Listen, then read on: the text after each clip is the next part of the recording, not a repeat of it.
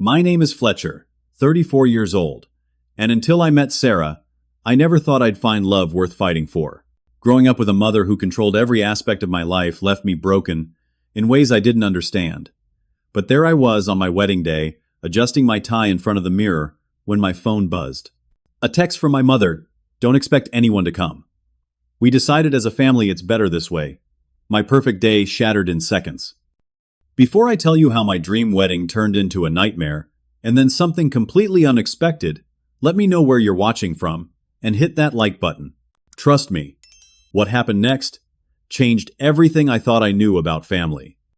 To understand the weight of that text message, you need to know about my childhood. I grew up in a beautiful colonial-style house in Connecticut that looked perfect from the outside. Manicured lawn, white picket fence, the whole American dream package. But inside those walls, my mother Eleanor ruled with an iron fist wrapped in velvet.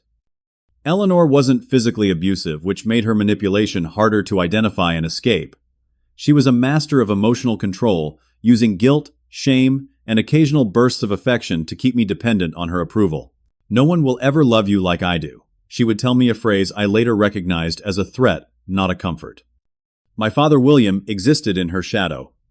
A successful accountant who retreated into his work, rather than confronting the dynamics at home. When I would look to him for support, after one of my mother's emotional tirades, he'd just say, "That's just how your mother shows she cares." His passivity taught me that loving someone meant accepting mistreatment. School became my escape. I excelled academically, partly because achievements were the only thing that consistently earned my mother's approval. But even my successes were weaponized. If I won second place in a competition, she'd ask why I couldn't be first. If I got the lead in a school play, she'd point out my every mistake during rehearsals. My teenage years were a battleground of small rebellions and harsh consequences. When I wanted to join the basketball team, she convinced me my asthma, which was mild and well-controlled, made it too dangerous. When I made friends she didn't approve of, she'd find ways to embarrass me in front of them until they stopped coming around.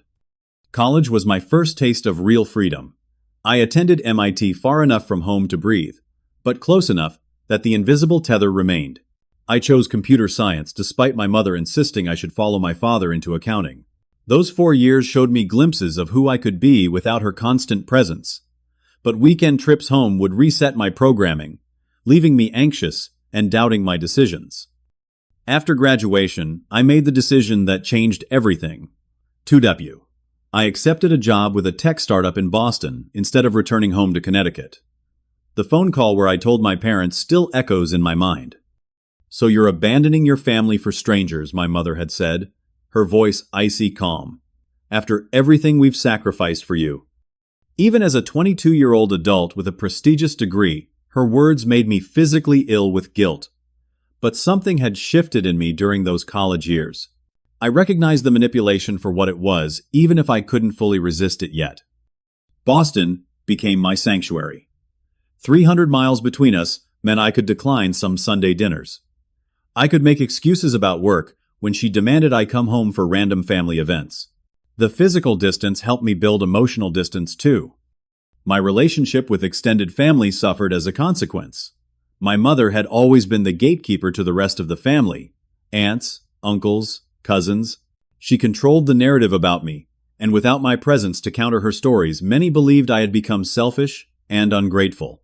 At family gatherings I did attend, there was always tension, sideways glances, and pointed questions about why I didn't call more often or visit for longer.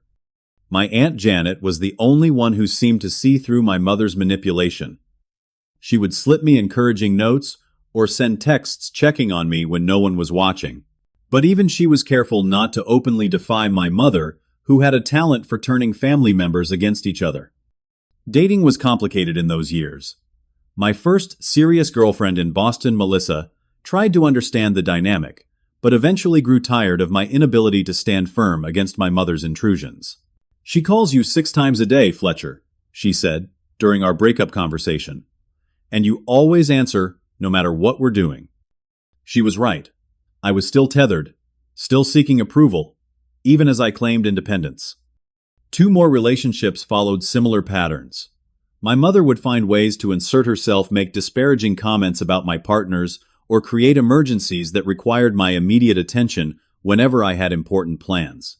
And I still programmed to respond to her needs above all else would comply. By the time I turned 30, I had built a successful career developing apps that help people manage anxiety and set healthy boundaries. Ironic, given my own struggles in that department. I had a nice apartment overlooking the Charles River Good Friends and a growing reputation in Boston's tech community, but my personal life remained stunted by the invisible chains connecting me to Connecticut. Then came the Christmas, when everything changed. I brought home Alexis, a woman I'd been dating for 8 months. I thought it was going well between us, and foolishly believed my mother might finally approve of someone in my life. Instead, she spent the entire weekend making subtle jabs about Alexis's career as a graphic designer, not a real artist, just someone who makes pretty buttons for websites, her modest family background, and even her curly hair, that my mother insisted looked unprofessional. On the drive back to Boston, Alexis was quiet. When we reached her apartment, she turned to me with tears in her eyes. "I can't do this, Fletcher. Your mother will always come first for you, and I deserve better than second place." She was right. That night, sitting alone in my apartment, I made a decision that would alter the course of my life. I called a therapist specializing in family trauma and codependency. Dr. Rebecca Patel became my guide to understanding the toxic patterns I'd been trapped in for decades. For the next year, I worked on building boundaries. I limited calls with my mother to once a week. I stopped dropping everything when she created emergencies. I began to recognize and resist the manipulation tactics that had controlled me for so long. My mother's response was predictable: escalation, guilt, rage, and finally, a new strategy of recruiting family members to reach out on her behalf with concerns about my changed behavior. I held firm, though the guilt was sometimes overwhelming. By my 32nd birthday, I had reached a fragile peace. My contact with family was limited but civil. I focused on building the life I wanted in Boston, not the one my mother had planned for me in Connecticut. I was finally ready to be open to real connection, without the shadow of Eleanor hanging over every relationship. That's when Sarah walked into my life, and everything changed again. I met Sarah at a tech conference in San Francisco, where I was presenting my latest mental health app. She asked the most insightful question during the Q&A, challenging an assumption I'd made about user interface design. Instead of feeling defensive, I was intrigued. After the presentation, she approached me with a warm smile and a business card. "I'd love to continue this conversation sometime," she said. Sarah was a UX researcher for a competing company, brilliant and confident in a way that wasn't at all intimidating, but rather inviting. Her dark hair was cut in a practical bob, and she wore simple, elegant clothes that suggested she cared about appearance, but wasn't defined by it. What struck me most was how comfortable she seemed in her own skin. Our first date wasn't supposed to be a date at all, just coffee to discuss professional ideas. But 3 hours later, we were still talking, having moved from app design to childhood dreams, favorite books, and places we hope to travel someday. There was an ease between us I'd never experienced before. "Tell me about your family," she asked, as we shared a dessert neither of us needed, but both wanted an excuse to extend our time together. For the first time in my dating life, I didn't sanitize the truth. I told her about my controlling mother, my passive father, and my ongoing struggle to break free from unhealthy patterns. I expected her to make polite excuses and end the evening. Instead, she reached across the table and took my hand. "My dad was a recovering alcoholic," she said. "I understand complicated family love. It's not something you have to hide from me." That moment of authentic connection set the tone for our relationship. Sarah had grown up in Arizona with parents who had worked hard to create a healthy home despite her father's struggles with addiction. They had taught her about boundaries, honest communication, and unconditional love that didn't demand sacrifice of self. As our relationship developed, Sarah helped me recognize patterns from my upbringing that still affected me. She never criticized when I slipped back into people-pleasing habits or anxiety spirals after interactions with my mother. Instead, she would gently ask, "Is that your thought, or is that Eleanor talking?" 3 months into dating, the inevitable moment arrived. My mother demanded to meet Sarah. I was terrified, but knew postponing would only make things worse. Sarah suggested we meet at a restaurant rather than my parents' home, creating neutral territory and a natural time limit. The dinner was a disaster from the moment my mother realized she couldn't control the environment. She arrived 20 minutes late, complained about the table location, the menu options, and the background music, before even ordering drinks. "So, Sarah?" she said with a smile that never reached her eyes. "Fletcher tells me you work in technology. That must be so challenging for a woman. Do you find it hard to keep up with all the brilliant men in your field?" I froze, as I always did, when my mother started her subtle attacks, but Sarah didn't flinch. "Actually, Eleanor," she said pleasantly, "I find that diverse perspectives lead to better products. My team values my research precisely because I don't approach problems the same way as my male colleagues." She took a sip of water and added, "I'm sure you found the same thing during your career before becoming a mother." It was a perfect response, respectful but firm, and subtly reminding my mother that Sarah knew she had given up her own career ambitions when she had me a choice that my mother both resented and used as evidence of her sacrifice. Throughout the dinner, my mother deployed every weapon in her arsenal: backhanded compliments, probing questions about Sarah's family wealth or perceived lack thereof, subtle digs about her age. Sarah was 2 years older than me, and constant reminiscing about my childhood in ways that excluded Sarah from the conversation. To my amazement, Sarah remained calm and kind while refusing to be diminished. When my mother mentioned for the third time how I'd always dreamed of moving back to Connecticut, eventually Sarah turned to me with genuine curiosity. "Is that still something you want, Fletcher? You've never mentioned that to me." Put on the spot, I had to make a choice between my mother's fiction and my own truth. "Actually, Mom, I've built my life in Boston.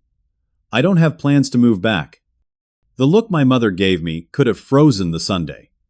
My father, who had been largely silent, suddenly became very interested in the dessert menu. When we said goodbye in the restaurant parking lot, my mother hugged me stiffly and whispered, "She won't last. She's not right for you." In the car, instead of being upset, Sarah gently took my hand. "You stood up for yourself in there. That was brave." 2 weeks later, my mother called with an ultimatum. "If you continue seeing that woman, you can expect changes in this family. Some choices have consequences, Fletcher." For the first time in my life, I didn't cave to the threat. "I'm sorry you feel that way, Mom. I love you, but I love Sarah too, and I won't be choosing between you." The silence on the other end of the line stretched for so long I thought she'd hung up. Finally, in a voice cold with fury, she said, "We'll see about that," and ended the call. My father called the next day, pleading with me to apologize to my mother. "You know how she gets, son. Is this girl really worth upsetting the whole family? Her name is Sarah, Dad. And yes, she is worth standing up for myself. I hope someday you'll get to know her better." The next few months were difficult. My mother's communication shifted from daily calls to sporadic punishing silences, interrupted by tearful accusations. Extended family members began reaching out, some genuinely concerned, others clearly recruited by my mother to pressure me. Through it all, Sarah never asked me to cut ties with my family. "They're part of who you are," she said one night as we walked along the Boston Harbor. "I just want you to have relationships based on love, not control." As our relationship deepened, I introduced Sarah to my friends in Boston, all of whom were charmed by her genuine interest in their lives and her quick wit. When the opportunity came to meet her family during Thanksgiving, I was nervous, but excited. The Gregory family home in Phoenix was modest compared to my parents' house, but filled with warmth and laughter. Sarah's parents, Michael and Diana, welcomed me without interrogation or judgment. Her younger brother, Luke, teased her mercilessly, but in ways that made her laugh rather than feel small. Over a long weekend, I witnessed what family could be, of that: supportive without being smothering, interested without being intrusive, loving without keeping score. When Sarah and her father got into a disagreement about politics, they argued passionately but respectfully and hugged afterward with no lingering tension. On our last night there, Sarah's father found me on the patio looking at the stars. "She told me a bit about your family situation," he said, handing me a beer. "Just want you to know you've always got a place at our table." I fought back tears at the simple acceptance. "Thank you, sir." "Michael," he corrected with a smile. "We're not big on formality here." When we returned to Boston, something had shifted in me. The contrast between the Gregory family and my own had illuminated possibilities I'd never fully believed in before. I could build a different kind of family. I could break the cycles I'd grown up with. 6 months later, on a snowy evening in Boston Public Garden, I knelt in the spot where we'd had our third date and asked Sarah to marry me. Her yes was immediate and joyful, and that night, surrounded by friends at a surprise engagement party Sarah's best friend had helped me plan, I felt truly free, for the first time in my life. I called my parents the next morning. My mother's response was a chilly, "Well, I suppose we should start thinking about what this means for the family." My father offered muted congratulations. Despite their reaction, I still hoped that my engagement might be the turning point, that my mother might finally see how happy I was and want to be part of that happiness. It was a hope Sarah gently warned might lead to disappointment, but one I couldn't quite let go of yet. I didn't know then how right she was, or how much more I would need to learn about standing firm in my own choices before our wedding day would arrive. The ring had barely settled on Sarah's finger when my mother launched her campaign to control our wedding. It started with a seemingly innocuous phone call the week after our engagement. "Darling, I've been thinking about your wedding," my mother began, her voice suspiciously cheerful. "The Bradbury Country Club would be perfect. I've already spoken to Margaret on the board, and they can hold June 12th for us." I took a deep breath, Sarah's coaching in my ear. "That's thoughtful, Mom, but Sarah and I are thinking of a beach wedding, probably in September, when the weather is still nice, but tourists have gone home." The silence that followed was arctic. "A beach wedding? Fletcher, you can't be serious. Where would people change? What about your grandmother's arthritis? And September is hurricane season. No, no, the country club is much more appropriate." This was the opening salvo in what would become 6 months of wedding warfare. Every decision became a battleground. The venue, the date, the guest list, even the flavor of cake. My mother had opinions on everything, and presented them not as suggestions, but as established facts. When Sarah and I officially booked our dream venue, had a beautiful oceanfront resort in Cape Cod for mid-September, my mother's response was a 3-day silence, followed by a tearful call to my father's sister, about how her only son was shutting her out of the most important day of his life. Aunt Janet called me, trying to mediate. "Your mother is hurt, Fletcher. She's always dreamed of your wedding day." "I understand that, Aunt Janet, but this is our wedding. Sarah and I want something that reflects us as a couple. Would it kill you to compromise on a few things? Maybe let her plan the rehearsal dinner?" The old guilt stirred in my chest, but I remembered my therapist's advice. We'd love her involvement if she can respect our choices. But the pattern so far has been that any involvement quickly becomes complete control. The guest list became another contentious issue. Sarah and I wanted a relatively intimate wedding with about 100 guests. My mother submitted a list of 150 people, just from her side, many of whom I barely knew or hadn't seen since childhood. "These are important connections, Fletcher," she insisted. "The Hamiltons have known you since you were born, and the Richardsons are practically family." "Mom, I haven't seen the Richardsons since I was 12. We're paying for this wedding ourselves, and we want to be surrounded by people who are actually part of our lives now." "So my friends aren't good enough for your fancy new life," she snapped. "I suppose you'd rather fill the room with Sarah's people." The accusation was particularly unfair, given that Sarah's guest list was actually smaller than mine. Her family was less extensive, and she'd been careful to keep numbers balanced between our sides. As months passed, my mother's tactics evolved. When direct confrontation didn't work, she tried going around me to Sarah, sending her emails with suggestions and helpful tips that were thinly veiled criticisms. When Sarah politely held the line, my mother shifted to involving other family members. My cousin Rachel called one evening.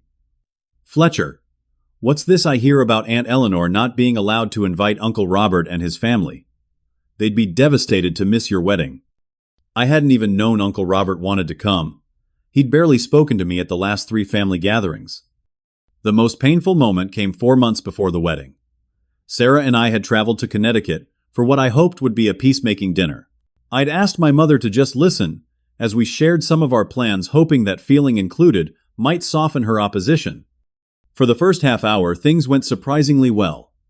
My mother seemed to be making an effort, asking Sarah questions about her dress shopping, and actually listening to the answers. But when Sarah mentioned that her parents had found a wonderful band that specialized in the mix of classic rock and modern music, we wanted my mother's facade cracked. "I suppose the Gregorys think they're running this wedding, since they're contributing financially," she said, stabbing at her salmon. "Some families prioritize their children enough to pay for proper weddings." The fact that my parents had never offered to contribute, despite their comfortable financial situation, hung in the air. "Actually," Sarah said carefully, "my parents offered to help with the music because it's important to them that we have a great dance experience. We're covering most costs ourselves." "How modern," my mother said with a tight smile. "In my day, weddings were family affairs, not do-it-yourself projects." I saw Sarah's hands tighten around her fork, and something in me snapped. "Enough, Mom. If you can't be supportive, at least be civil.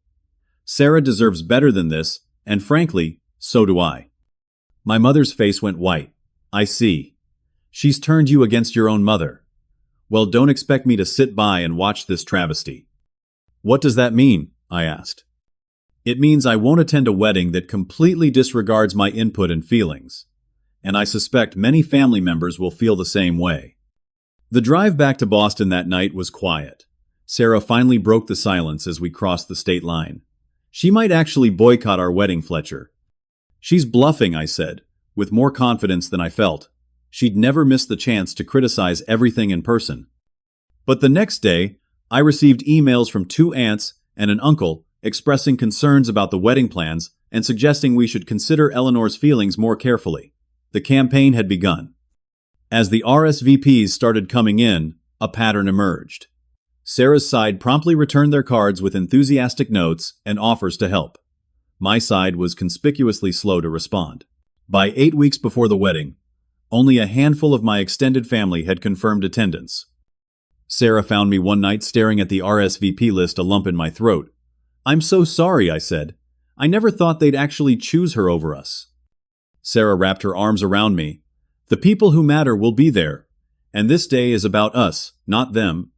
She was right, of course, but the rejection still stung deeply. 6 weeks before the wedding, I made one final attempt at reconciliation. I called my mother and asked if we could meet for coffee, just the two of us. At a small cafe halfway between Boston and Connecticut, I tried one last time to reach her. "Mom, I love you. I want you at my wedding. But I need you to understand that this day is about Sarah and me starting our life together. We've made decisions that feel right for us, and I need you to respect that." She stirred her coffee slowly. "I raised you to have higher standards, Fletcher. This casual beach affair, this disregard for tradition, it's disappointing." "It's who we are, Mom. I'm not the society wedding type. I never was. That girl has changed you. Sarah has helped me become more myself, not less." I corrected gently. "Can't you be happy that I've found someone who truly loves me for who I am?" My mother set down her spoon with a clink. "If you insist on this path, you do it without my blessing. I won't pretend to approve of choices I find objectionable." "So you won't come?" "I didn't say that. I'll need to think about it." It was as close to a concession as I was likely to get. I left the meeting feeling exhausted, but with a glimmer of hope that she might still come around. 3 weeks before the wedding, the final batch of RSVPs arrived. Not a single one from my extended family. My father called to say he and my mother were still discussing whether they would attend. Sarah and I made the painful decision to finalize the seating chart without my family. Where the tables for Fletcher's side should have been, we redistributed our friends to balance the room. With 2 weeks to go, my father called again. "Your mother is very upset, son. She feels disrespected and excluded. I think we won't be able to attend." Despite anticipating this outcome hearing, it confirmed sent a wave of grief through me. "I understand, Dad," I said, my voice hollow. "I love you both, and I'm sorry it came to this." "Maybe after the wedding things will cool down," he offered weakly. Maybe I agreed, not believing it for a second. We sent the final numbers to the venue and caterer. The wedding would proceed with a conspicuous absence, the family of the groom. I told myself it didn't matter, that the people who truly supported us would be there, that Sarah was all the family I needed. But as the day approached, the ache of rejection intensified. I hadn't expected my mother to take things this far, to actually follow through on her threats. Some naive part of me had believed that when faced with actually missing her only son's wedding, maternal love would overcome her need for control. I was wrong, and I had no idea how much worse it would get before the day was done. I woke at 6:15 on my wedding day, to golden September sunlight streaming through the resort window. For a moment I felt nothing but excitement. I was marrying Sarah today. Then reality crashed back, as I reached for my phone, a habit I'd been trying to break in therapy. 3 missed calls from my best man Brian, a text from Sarah sending morning love, and 1 new message from my mother. My heart raced as I opened it. Don't expect anyone to come. We decided as a family, it's better this way. The words blurred as my eyes filled with tears. We decided as a family, not just my mother and father, but everyone. A collective decision to abandon me on what should have been the happiest day of my life. I sat on the edge of the bed, phone clutched in my hand, struggling to breathe normally. This was beyond even what I'd feared. My mother had gathered the entire family and convinced them to boycott my wedding. The message's timing was deliberate too, sent early enough on my wedding day to ensure maximum pain. A knock at the door startled me. "Fletcher, you up, man?" Brian's voice called through the door.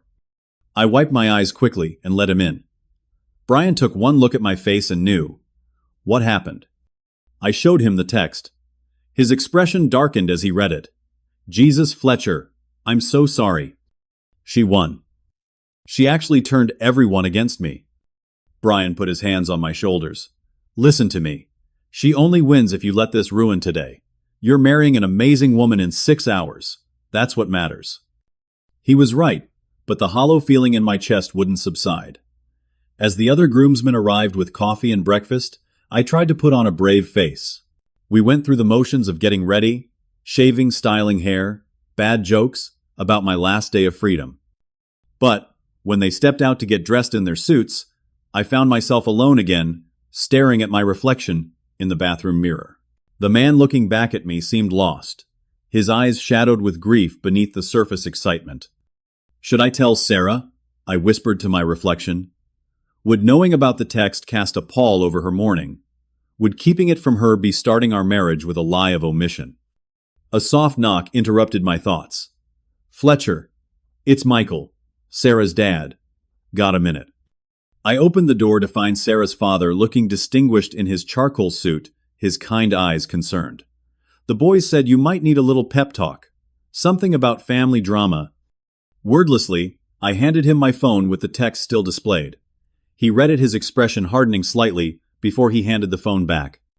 "Come take a walk with me, son." We strolled along the beach path beside the resort, early morning joggers passing us occasionally. Michael was quiet for several minutes, just letting the sea air and gentle rhythm of the waves work their calming magic. "My father didn't come to my wedding," he finally said. "He didn't approve of Diana because her family wasn't Catholic. He said he couldn't witness a marriage God wouldn't recognize." I looked at him in surprise. This hadn't come up in any of our previous conversations. "It hurt like hell," Michael continued. "I'd spent my whole life seeking that man's approval. His absence felt like a physical thing, an empty chair that shouted to everyone that I wasn't good enough." "How did you handle it?" I asked. "Badly at first. I got drunk at the reception, picked a fight with Diana's brother. Not my finest hour." He smiled ruefully. "But the next morning, hungover and ashamed, I had this moment of clarity. I realized I'd given my father exactly what he wanted, the power to ruin one of the most important days of my life." We reached a small bench overlooking the water and sat down. "Here's what I wish someone had told me then," Michael said. "When people show you who they really are, believe them the first time. Your mother's text isn't about you failing as a son. It's about her failing as a mother." The simple truth of his words hit me like a wave. Years of therapy had helped me understand this intellectually, but Michael's personal story made it land emotionally. "Diana's father came around eventually, by the way," Michael added. Once our first kid was born, some people can change when they realize what they're losing. Others never do. But either way, you can't put your life on hold waiting for them to become the family you deserve. I nodded, unable to speak around the lump in my throat. Now, Michael said, standing and checking his watch. I believe we have a wedding to get ready for. My daughter is marrying a good man today, and I intend to celebrate that properly. Back in my room, I looked at my phone again, thumb hovering over Sarah's contact. She deserved to know what we were facing. I pressed call. Isn't it bad luck to talk to the bride before the ceremony? She answered, her voice light with happiness. I needed to hear your voice, I said. And there's something you should know. I told her about the text, trying to keep my tone matter-of-fact. When I finished, there was a brief silence. Are you okay? She asked, her concern for me evident, even in this moment. I'm better now. Your dad helped, actually. But I'm sorry your wedding will be one-sided. Listen to me, Fletcher Sarah said firmly. This is our wedding, not mine, not yours.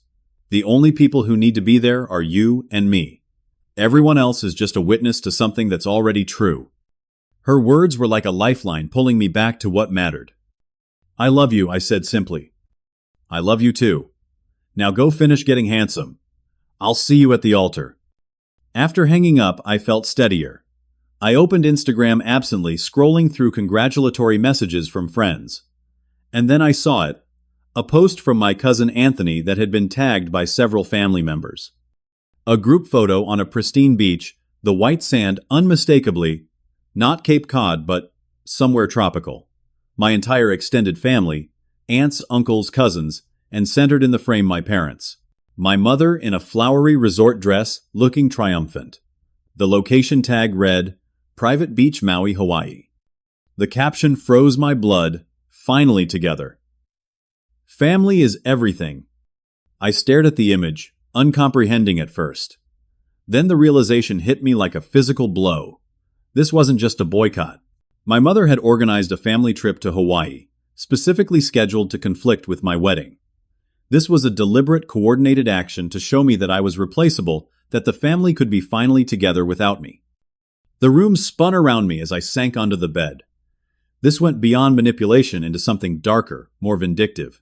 My mother had spent thousands of dollars, coordinated dozens of schedules, all to make a point. Defy me, and you're out of the family. Brian found me like that, still staring at the phone. Dude, we need to get your tie. Whoa, what happened now? I wordlessly handed him the phone. He swore under his breath as he looked at the image. This island. I don't even have words, man. She planned a family reunion in Maui to coincide with my wedding. I said, my voice strangely calm now. She made sure everyone chose sides. Brian sat beside me at a loss for words for perhaps the first time since I'd known him. Finally, he put his arm around my shoulders. Look, I know I'm just the funny friend who keeps things light, but I need to say something serious. You're the brother I never had, Fletcher. Me, Jake, Chris, all of us out there, we're your family too. And we're here. A knock at the door signaled the arrival of the photographer ready to capture the groomsmen getting ready. I took a deep breath, straightened my shoulders, and made a decision. I would not let Eleanor win. Not today. Let's do this, I said to Brian, setting my phone face down on the bedside table. I've got a wedding to get to. Standing in the resort's preparation room adjacent to the ceremony space, I adjusted my tie for the 5th time. The photographer circled us, capturing candid moments of nervous laughter and final preparations. Through the window, I could see guests beginning to arrive, filing into rows of white chairs set up on the grass overlooking the ocean. Sarah's side filled quickly. Extended family, college friends, colleagues, all chatting animatedly as they found their seats. My side remained conspicuously empty, except for a few close friends from Boston who had already arrived. A gentle hand touched my shoulder. I turned to find Sarah standing there in her wedding dress, a vision in elegant simplicity that took my breath away. You're not supposed to see me before the ceremony, I said, my voice catching. Some traditions are worth breaking, she replied, taking my hands in hers. Up close, I could see she'd been crying, her makeup skillfully retouched, but her eyes still holding remnants of sadness. I saw the photo. Diana showed me. I swallowed hard. I'm so sorry about all of this. You deserved a perfect day. Perfect doesn't mean without pain, she said. It means real, honest, and true. I'm marrying you today, Fletcher, not your mother's idea of a son. The fact that you're standing here ready to walk down that aisle despite everything she's done, that's why I love you. The photographer discreetly left the room, giving us a moment of privacy. Sarah reached up to straighten my boutonniere. I've asked my uncles and some family friends to sit on both sides to balance things out. No empty chairs. Just people who want to be here. The lump in my throat made it hard to speak. Have I told you today that you're remarkable? She smiled the special smile that had been just for me from our very first date. Save it for your vows. Now I need to go back before anyone else sees me and has a traditionalist meltdown. She kissed me quickly and slipped out, leaving behind the faint scent of her perfume and a renewed sense of purpose in my heart. 20 minutes later, I stood at the altar with Brian beside me, watching as Sarah's family walked down the aisle in pairs. Her mother Diana was escorted by her brother Luke, both beaming with happiness. Then came the bridesmaids and groomsmen. The string quartet played softly. The ocean breeze carried the scent of salt and flowers, and for a moment, everything was perfect. Then the music changed, and everyone stood as Sarah appeared on her father's arm. She was radiant, her eyes finding mine immediately across the distance between us. In that moment, the empty chairs on my side ceased to matter. The family vacation in Maui faded to insignificance. All I could see was Sarah walking toward our future together. Michael placed Sarah's hand in mine with a firm nod that conveyed both blessing and expectation. Take care of my daughter, it said. And then we were facing each other, the officiant's words washing over us as we held tight to each other's hands. When it came time for vows, I spoke from my heart about finding in Sarah the acceptance and love I'd always craved, about learning from her how to be brave in pursuing happiness. As I finished, there wasn't a dry eye in the audience. Sarah began her vows with words we'd rehearsed, beautiful promises of partnership and support. But then she paused, took a deep breath, and continued with something new. Fletcher, today many seats are empty. I know that absence carries weight, but I want you to look around at who is here. Friends who drove hundreds of miles, colleagues who rearranged schedules, my family, who already considers you one of their own. You are loved, you are valued. And while I can't replace the family you were born into, I promise to help you build the family you deserve. Starting today, with us. Tears streamed down my face unchecked. In acknowledging the pain directly, Sarah had somehow transformed it from a shameful secret to a shared experience we would face together. We exchanged rings, said our I do's, and sealed our union with a kiss that felt like coming home. Walking back down the aisle, as husband and wife, we were surrounded by genuine joy and celebration from those who had chosen to witness our commitment. The cocktail hour flowed into dinner, the empty tables that had been reserved for my family repurposed for a larger dance floor. I found myself laughing with Sarah's cousins, discussing technology with her uncles, and feeling embraced by a warmth I'd never known in my own family gatherings. The father-daughter dance was a beautiful moment, Michael twirling Sarah, with practiced ease, to Frank Sinatra's "The Way You Look Tonight." Then, instead of the traditional mother-son dance, Diana stepped forward and took my hand. "We Gregory women don't like to sit on the sidelines," she said with a wink. "I hope you don't mind a substitute." As we moved across the floor to Louis Armstrong's "What a Wonderful World," Diana squeezed my hand. "You're part of our family now, Fletcher. All the way, no reservations." The simple acceptance in her words nearly undid me. I managed to thank her as the song ended quickly, wiping away a tear before rejoining Sarah. The reception continued, a blend of touching moments and joyful celebration. I found myself relaxing into the evening, the morning's pain receding, as I was surrounded by genuine affection. When I rose to give my toast, I looked out at the sea of supportive faces and felt a surge of gratitude. To those of you who made the journey to be with us today, thank you. You've shown us what family truly means, not obligation or control, but choice and love. And to my incredible wife, I raised my glass towards Sarah. Thank you for teaching me that I deserve happiness. Here's to building our life together on our own terms. The crowd cheered, glasses clinked, and the celebration continued. The photographer moved through the space, skillfully capturing the joy while avoiding angles that would highlight the missing family members. As the night progressed, I found myself thinking less about who wasn't there and more about who was. Brian delivering a hilariously inappropriate best man speech that somehow still brought tears to everyone's eyes. Sarah's grandfather at 92, insisting on dancing with every bridesmaid. Luke teaching my college roommate the family's secret tequila shot ritual. This was what family could be, I realized. Chosen accepting joyful in their love, rather than stingy with approval. For the first time I felt truly free of my mother's shadow, not because the pain was gone, but because I'd found something stronger to stand in the light. I had no idea that the night still held one more surprise, one that would challenge everything I thought I knew about my family and about forgiveness. The reception was in full swing, the dance floor packed with guests moving to the band's energetic cover of a Bruno Mars song. Sarah and I had just finished making the rounds to each table, thanking guests personally for sharing our day, when I felt my phone vibrate in my pocket. I almost ignored it. I'd promised Sarah the day would be phone-free after the morning's drama, but some instinct made me pull it out for a quick glance. It was a text from my Aunt Janet, who I hadn't heard from in weeks. "Fletcher, I need to tell you something important. Can you step away and call me?" I showed the message to Sarah, who nodded. "Go find a quiet spot. I'll cover for you." In the relative quiet of the resort lobby, I called my aunt, heart pounding with a mixture of hope and dread. Fletcher, Janet's voice was tight with emotion. "I've made a terrible mistake. We all have." "What do you mean?" I asked, bracing myself against a decorative column. "I'm not in Hawaii," she said. "I'm at the Hartford airport with some of the others. We're trying to get to you."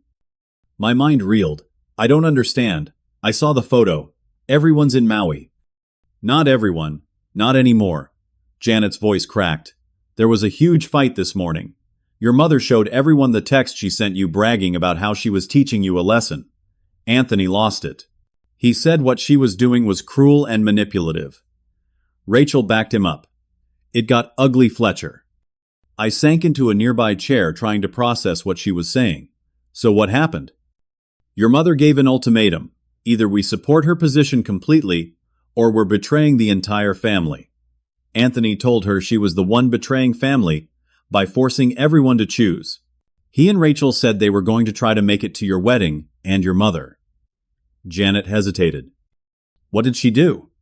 "She said anyone who left would no longer be welcome in her home. Ever. She said choosing you was choosing against everyone else." I closed my eyes, the familiar toxic pattern, so predictable, it would almost be laughable if it weren't so painful. "But some of you left anyway." "6 of us so far. Me, Anthony, and his wife Megan. Rachel, Uncle Robert, and your cousin Michael. We're trying to get flights, but everything's booked solid. We're on standby for the next one, but the earliest we might make it is 10 tonight, and that's if we're lucky." My throat tightened with unexpected emotion. 6 family members had stood up to my mother, had risked her permanent rejection to try to reach me on my wedding day. "Why?" I managed to ask. "Why now?" There was a long pause. "Because Anthony showed us your Instagram stories from last night, the rehearsal dinner, the way Sarah's family welcomed you. We saw you give a toast thanking them for showing you what unconditional love looks like. And it hit me, hit all of us, I think, that we've been complicit in something terrible for a very long time." I heard muffled voices in the background, then Janet's voice returned. "Anthony wants to send you something. He's texting you a photo." My phone pinged with an incoming message. I opened it to find a picture of the 6 family members huddled together at what was clearly an airport gate area. They looked exhausted, but determined. The caption read, "Some things are more important than fear. On our way." "I don't know if we'll make it in time," Janet said, her voice thick with tears. "But we wanted you to know we're trying, and we're so sorry, Fletcher." I was speechless, my emotions a turbulent mix of gratitude, hope, lingering, hurt, and caution. "Even if we don't make it today," Janet continued into my silence, "we want to see you and Sarah soon, if you'll have us." Thank you, I finally managed. "It means more than you know that you're trying." After we hung up, I stared at the photo for a long moment. 6 faces, 6 people who had finally seen through my mother's manipulation and chosen to break free, at least for this moment. It wasn't my entire family. It wasn't even most of them. But it was something I never thought I'd see, open defiance of Eleanor's control. I returned to the reception, finding Sarah in deep conversation with her college roommate. When she saw my face, she quickly excused herself. "What is it? What happened?" I showed her the text and photo explaining what Janet had told me. Sarah's eyes widened. "Do you think they'll make it?" "I don't know. The timing is tight. Should we tell the coordinator to expect them? Maybe hold some food?" I nodded, grateful for her practical response to the news. "Is it weird that I'm nervous about seeing them, after everything?" Sarah squeezed my hand. "Not weird at all. This is complex stuff. Just remember you don't owe them immediate forgiveness just because they made a last-minute good choice." "They stood up to her," I said, still processing the significance. "No one ever stands up to Eleanor." "And that tells you everything about how much you matter to them," Sarah said softly. "Come on, let's dance while we wait for news." We rejoined the celebration, though part of my mind remained on the 6 family members trying to reach us. As the evening progressed into night, I checked my phone periodically for updates. The last message from Janet, received around 9:30, said they had secured seats on a flight landing at 10:15 and would get to the resort as quickly as possible. The reception was scheduled to end at 11. I spoke with the venue coordinator, who agreed to accommodate late arrivals, though the bar would close on schedule and the band had another commitment. At 10:45, as the band announced their final set, the coordinator appeared at my elbow. "Mr. Reed, we have some unexpected guests at the entrance. They say they're family." My heart leapt. "Yes, please show them in." Sarah squeezed my hand as we moved to the entrance together. The doors opened to reveal Aunt Janet, looking tired, but determined, followed by Anthony and Megan, Rachel, Uncle Robert, and Michael. They stood awkwardly still in travel clothes, clearly uncertain of their welcome. A hush fell over the reception as guests noticed the new arrivals. I took a deep breath and stepped forward. "You made it," I said simply. Janet burst into tears and rushed forward to hug me. "I'm so sorry, Fletcher. I should have been stronger sooner." One by one, they embraced me, offering tearful apologies. Anthony, my cousin, who had apparently started the rebellion, gripped my shoulders tightly. What Aunt Eleanor did was wrong. I couldn't be part of it anymore. Sarah stepped forward, then introducing herself graciously to each one. "We're so glad you could make it, even if it's the end of the night. Please come in." The band, sensing the significance of the moment, transitioned to a slower song. The remaining guests, mostly close friends, and Sarah's family, watched with curious but supportive expressions as we led the 6 late arrivals to a table hastily set up by the staff. Uncle Robert, my father's brother, who I'd always experienced as quietly supportive of whatever my mother decreed, approached me as the others got settled. "I owe you the biggest apology, Fletcher. I knew Eleanor could be difficult, but I never stood up to her. Never really saw how her behavior affected you until today." "What changed?" I asked. Seeing that photo she staged, hearing her brag about sending that text. He shook his head. It was like a veil lifted. I suddenly saw the pattern of control going back years, and I couldn't be part of it anymore, even if it meant... He trailed off. "Even if it meant she cuts you off too," I finished for him. He nodded grimly. "She's already done it. Sent a group text to everyone still in Maui saying we're all dead to her. Dramatic even for Eleanor." Despite everything, I felt a pang for my mother, who was so trapped in her need for control that she would sacrifice relationships rather than bend. And my father, Uncle Robert's expressions softened with sadness. "He's still there. He tried to mediate, suggested maybe some could stay while others left. But you know William, he can't stand against her." I nodded, a lifetime of watching my father's passive acceptance flashing through my mind. "I'm glad you're here, Uncle Robert. It matters." As the final songs played, an impromptu receiving line formed with wedding guests coming to meet my family members. Sarah's parents were particularly gracious, Diana immediately engaging Aunt Janet in conversation, while Michael offered Uncle Robert a glass of the premium scotch they'd been saving. Anthony asked for the microphone as the band prepared for their final number. The lead singer handed it over with a nod. "Fletcher, Sarah," my cousin began, his voice rough with emotion. "We missed most of your beautiful day, and there's no making up for that. But if you'll let us, we want to be part of all the days that follow. Sometimes family fails you. Sometimes we get it wrong. But standing here seeing the community of love you've built around you, I'm reminded that it's never too late to try to get it right. He raised his glass. To Fletcher and Sarah, and to new beginnings. To new beginnings echoed through the room as glasses were raised. As the band played their final song, I held Sarah close on the dance floor, watching my estranged but returned family members, mingling with our friends and Sarah's family. It wasn't how I had imagined my wedding day ending. It was messy and complicated and imperfect. And somehow, it felt exactly right. Sarah and I collapsed into our suite, just after midnight, emotionally drained, but strangely exhilarated. The last hour of our reception had been a whirlwind. Hasty introductions, tearful apologies, and promises to reconnect soon. So, Sarah said, kicking off her heels and curling beside me on the couch, still in her wedding dress, that happened. I laughed, the sound slightly hysterical with leftover adrenaline. That definitely happened. 6 family members defied my mother and flew across the country to make the last hour of our reception. How are you feeling about it? Sarah asked, her expression serious. It's a lot to process. I considered the question carefully. Grateful they came. Cautiously optimistic that something might be changing. Still heard about this morning. Sarah nodded. All perfectly reasonable reactions.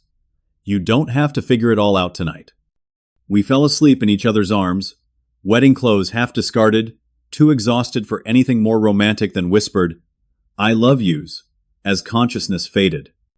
Morning brought sunlight, room service breakfast, and a flood of messages on both our phones. Sarah's were mostly from friends and family, sharing photos and memories from the wedding. Mine included those too, but also a stream of texts from family members still in Hawaii. My cousin David heard about what went down with Anthony and the others. Really torn about this. Your mother is devastated. Hope you understand our position. My Aunt Patricia. This family drama has gone too far. Your wedding shouldn't have become a loyalty test for anyone. I regret not being stronger. 3 similar messages from other relatives expressing various degrees of regret mixed with justification for their choices. And then, most surprisingly, a message from my father's son. I hope your day was special despite our absence. Your mother is struggling right now. When things calm down, perhaps we can talk. No direct apology. No acknowledgement of his role in the boycott or the Hawaii trip. Just a tentative reach across the divide he had helped create. It was classic William. Conflict avoidant, unwilling to directly challenge Eleanor, but trying in his weak way to maintain connection. I showed the messages to Sarah as we ate. What do you think? She considered carefully before answering. I think people are realizing your mother's reaction went too far, but most aren't ready to face the deeper pattern yet. Your dad's message island. Exactly what I'd expect, honestly. I nodded. Not quite an apology, not quite a defense. Do you want to respond to any of them now? She asked. Not yet. We have a honeymoon to start. I set my phone aside. They can wait 2 weeks for responses. We've waited years for them to see the truth. Our honeymoon in Greece was everything we'd hoped. Beautiful landscapes, delicious food, and most importantly, space. To just be together without family drama intruding. I checked messages occasionally, but focused on building memories with Sarah instead of untangling my family's dysfunctional patterns. We returned to Boston renewed and ready to face whatever came next. Within days, Aunt Janet called to invite us to Sunday dinner at her house the following weekend, along with the other family members who had come to the wedding. Eleanor doesn't know, Janet admitted. She's still not speaking to any of us, but I thought it would be good for us to connect properly without rushing. The dinner was a revelation. My family members without Eleanor's influence were funnier, warmer, more authentic than I'd ever seen them. Uncle Robert brought old photo albums I'd never seen, showing me pictures of my father as a young man before he met my mother. William was different then. Uncle Robert said quietly as we flipped through pages. More confident, had his own opinions. Eleanor changed him over time. She changed all of us, Aunt Janet added. We all started walking on eggshells, modifying our behavior to avoid her disapproval. Why did everyone put up with it for so long? I asked the question that had haunted me for years. Anthony answered. It happened so gradually we barely noticed. And Family Island, complicated. You tell yourself it's easier to go along to keep the peace. Until one day, you realize peace isn't worth the cost. We parted that evening with plans to meet monthly, a new tradition, independent of Eleanor's approval. It felt like the beginning of something healing, though I knew the road would be long and likely bumpy. 2 weeks later, the other shoe dropped. My mother launched what Anthony called the Eleanor campaign, a systematic attempt to rewrite the narrative and turn remaining family members against the traitors. She called relatives individually, telling a version of events where she was the victim of ungrateful children and disloyal siblings. Some family members, long conditioned to accept her reality, fell in line.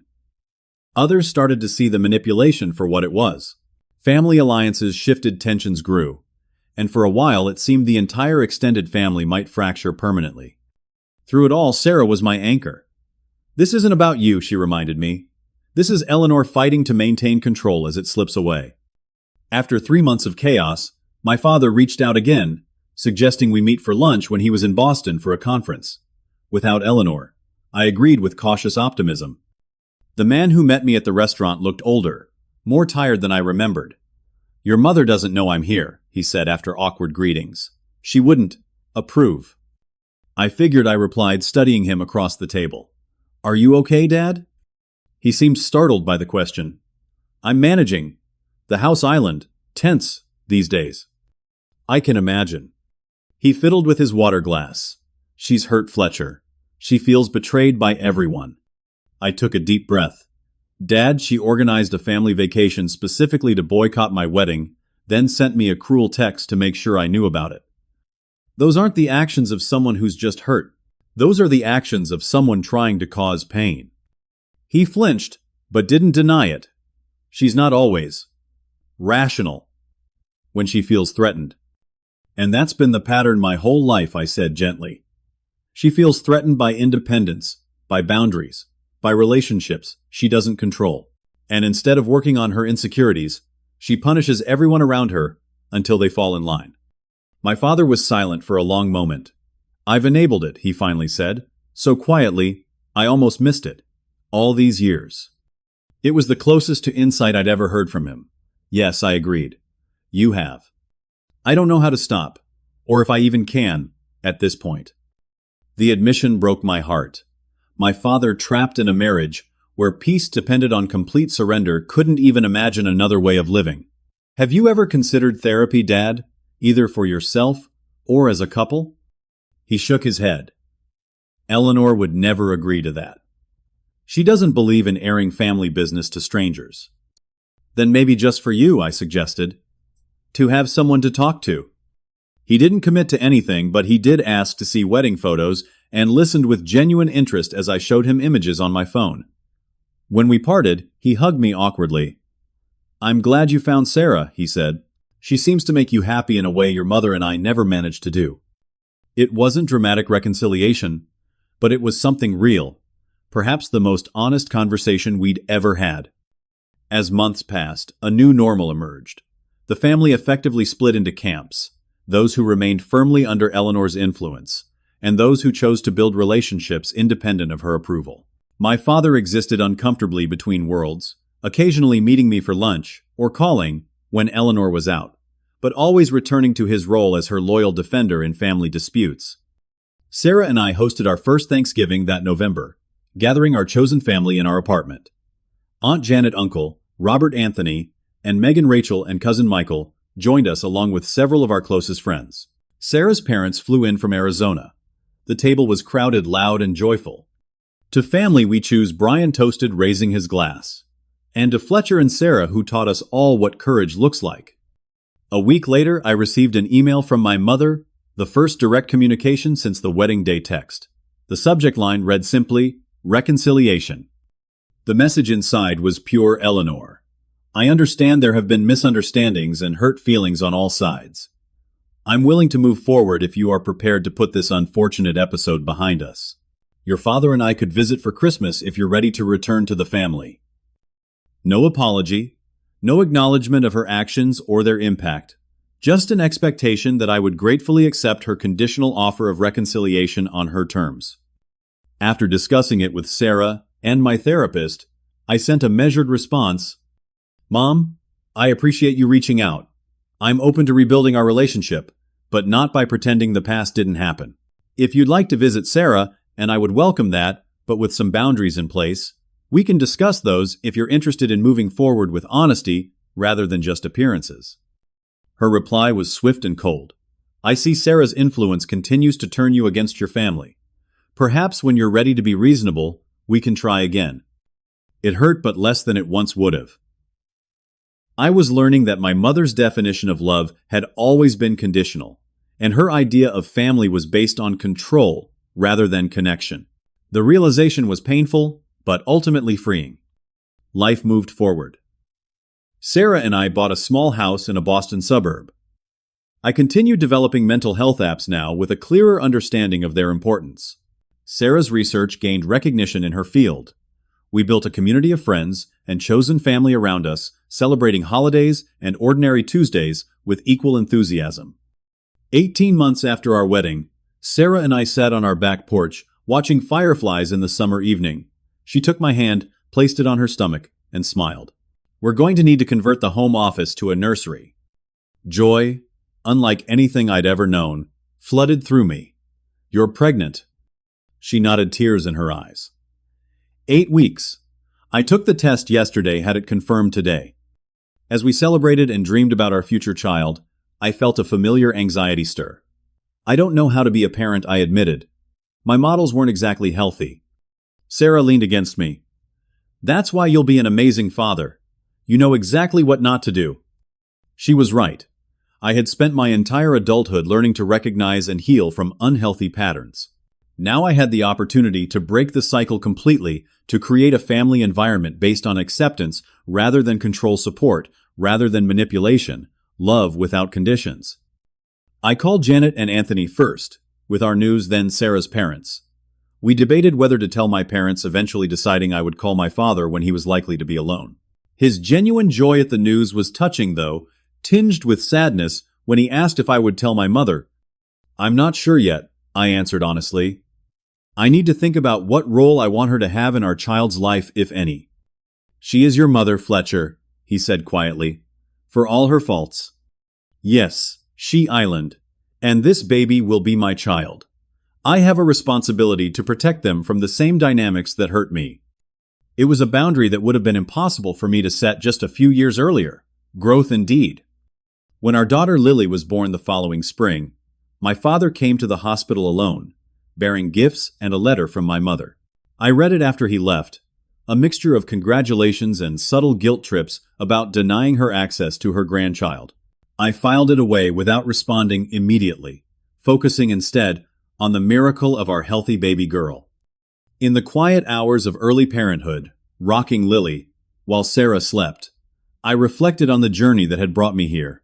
The wedding day text that had felt like such a devastating blow had ultimately been a gift, forcing me to see with perfect clarity the toxic dynamics I'd been trapped in. Without that moment, I might have continued trying to please my mother while slowly poisoning my marriage and eventually my child with the same dysfunction I'd grown up with. Sometimes the most painful moments are also the most necessary. Sometimes rejection by those who should love us unconditionally opens the door to finding people who actually do love that way. I established careful, limited contact with my mother as Lily grew. Supervised visits, clear boundaries, immediate consequences for manipulation attempts.